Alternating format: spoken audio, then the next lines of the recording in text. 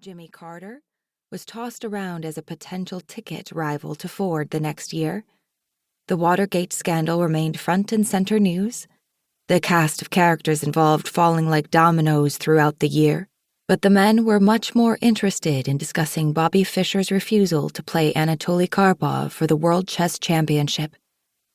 The little ones were constantly shushed by adults as they ran around the house, but any ability they had to remain calm all but expired during the 45-minute Christmas Eve church service. The top of the tree, a Douglas fir, was bent over at the ceiling and caused the entire tree to lean slightly to the left.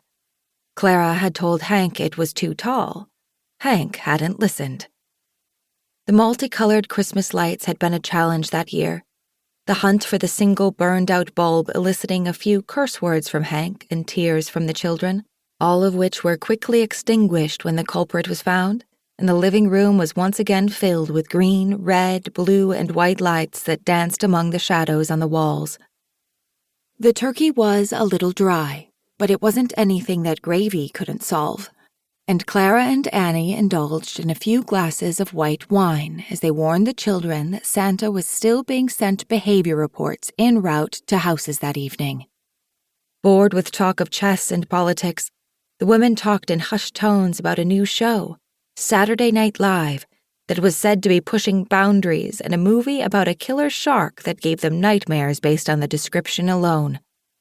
There was laughter and flushed cheeks from the wine, anxious children, and after-dinner coffee that paired perfectly with the cherries' jubilee.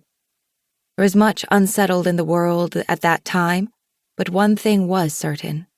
In that sweet old house just outside Friendly, Georgia, with an inviting front porch and a tire swing, there was love. That Christmas in 1975 was magical. Two families gathered together in tradition, embracing all that life had to offer and blissfully unaware of any challenges, heartbreak, or pain that life inevitably had in store. Back in the day, good neighbors were treated like family. Moments of silence were embraced as opportunities to pray and reflect, not something to run from or avoid. There was a time that bikes were ridden on gravel roads without care or worry of the resulting dust on clothes or the time it took to reach your destination. Back in the day, if an orange fell from your grasp, you simply let it roll.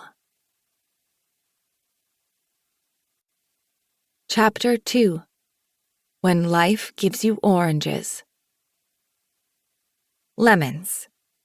They say when handed them in life, you should make lemonade. They don't say that about oranges.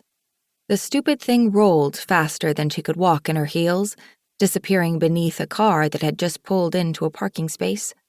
Trying to cover the hole in the bag with her left hand, Julia bent over to see where the orange had landed, tilting the bag just enough for 6 more oranges to escape from the hole in the bottom and rush to join their friend, who had a head start rolling back toward the entrance of the shop and save. "Shit," Julia said, readjusting the useless paper shopping bag in her left arm, trying to save the rest of the groceries from falling into the puddles.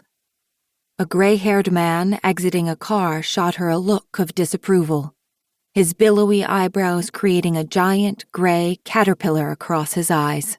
He didn't bother to lean over and catch the few remaining oranges before they disappeared beneath his car. Slamming the door, he opened his umbrella and shook his head. "Oh, for the love of Pete," Julia said a little more loudly, the bag now tearing along its seam, sending a container of sour cream to the ground where it crashed dramatically and sprayed creamy whiteness across the man's car hood and onto a black cashmere sweater coat and bag of a woman too busy pushing a full cart and trying to get her car to automatically unlock to notice. A half-gallon of orange juice broke free next, its paper carton not strong enough to sustain the blow as it joined the sour cream, molding itself into a gooey film as it mixed with rainwater. Julia dropped the bag completely. Staring up at the sky, she let the misty air cover her face and took in a deep breath.